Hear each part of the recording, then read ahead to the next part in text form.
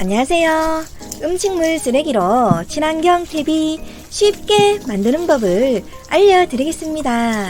음식물 찌꺼기를 통풍이 잘 되고 그늘진 곳의 베란다에서 모아줍니다. 봄, 가을에는 2일에서 4일, 겨울철에는 약 일주일 정도 모읍니다. 모으지 않고 매일매일 해도 됩니다. 스티로폼 박스는 바닥에 구멍을 여러 개 뚫어줍니다.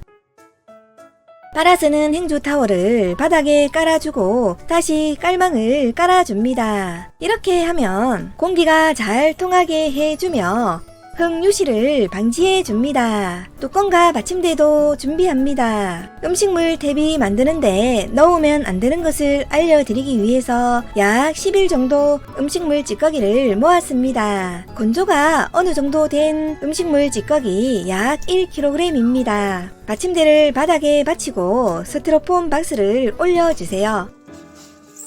음식물 찌꺼기를 넣어줍니다.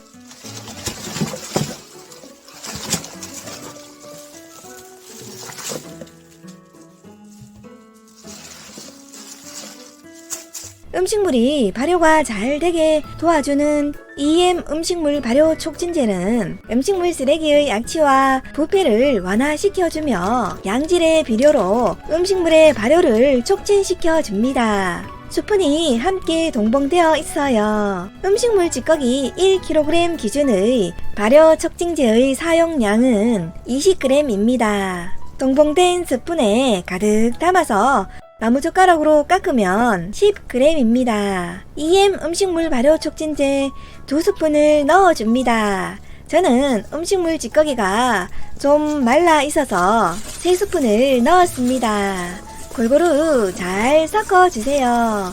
음식물에 수분이 많다면 왕겨나 톱밥을 조금 섞어주고 음식물이 어느 정도 건조되어 수분이 좀 부족한 상태라면 물을 조금 추가해서 수분 함량을 60% 정도 맞춰주세요. 여러 날 건조하다 보니 수분이 좀 부족한 듯 보여서 저는 물 반컵 정도 넣었습니다.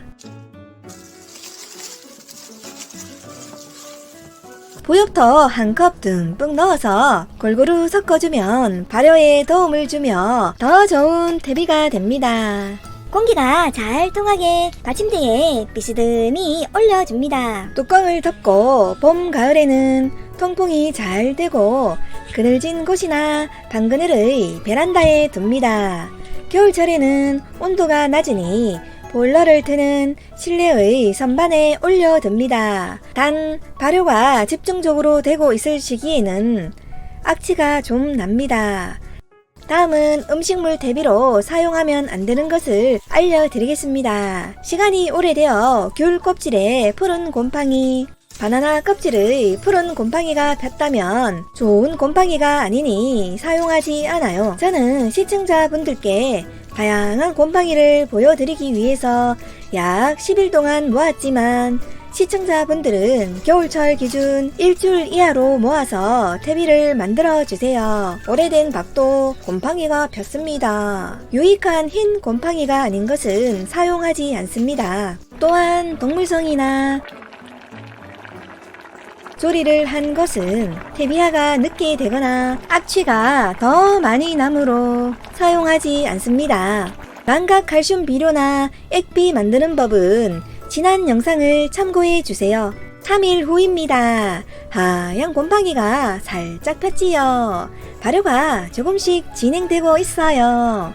베란다에서 3일 모은 두 번째 음식물 찌꺼기 500g입니다. EM 음식물 발효 촉진제 1스푼을 넣어주고 수분이 좀 부족하여 수돗물을 조금 넣었어요. 수분이 좀 많아 보이면 왕겨나 톱밥을 조금 넣어줍니다. 골고루 잘 섞어주세요. 보엽토 듬뿍 1컵을 넣어주고 골고루 잘 섞어주세요.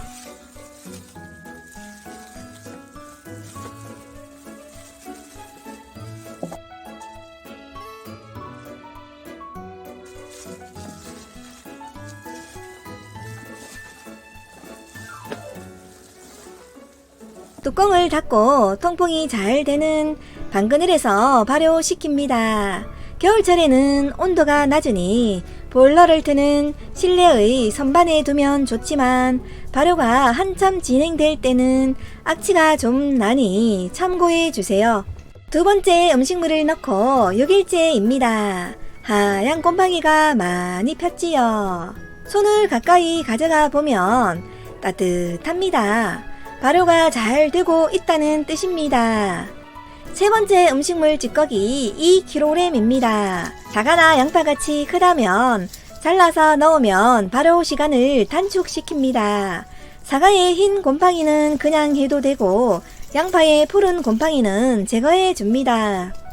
사과를 여러 등분으로 잘라줍니다. 노지 텃밭에서 대량으로 만든다면 자르지 않고 넣어도 됩니다.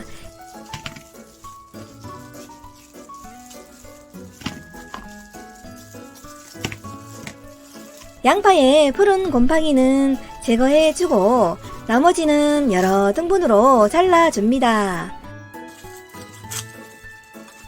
한 덩이로 뭉쳐진 밥은 분리해줍니다. 새로운 음식물을 넣기 전에 기존에 발효 중인 대비를 먼저 섞어줍니다. 흰 곰팡이가 피어 발효가 잘 되어가고 있는 중입니다. 새로운 음식물 찌꺼기 2kg을 넣어줍니다.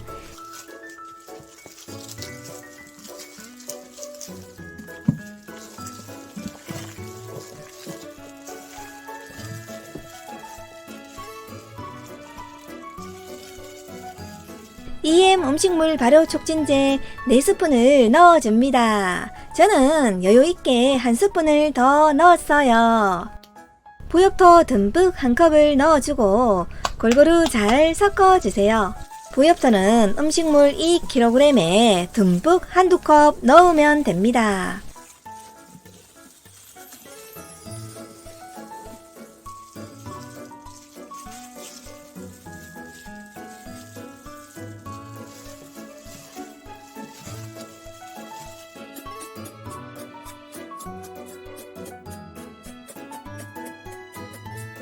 뚜껑을 닫고 받침대에 비스듬히 올려줍니다.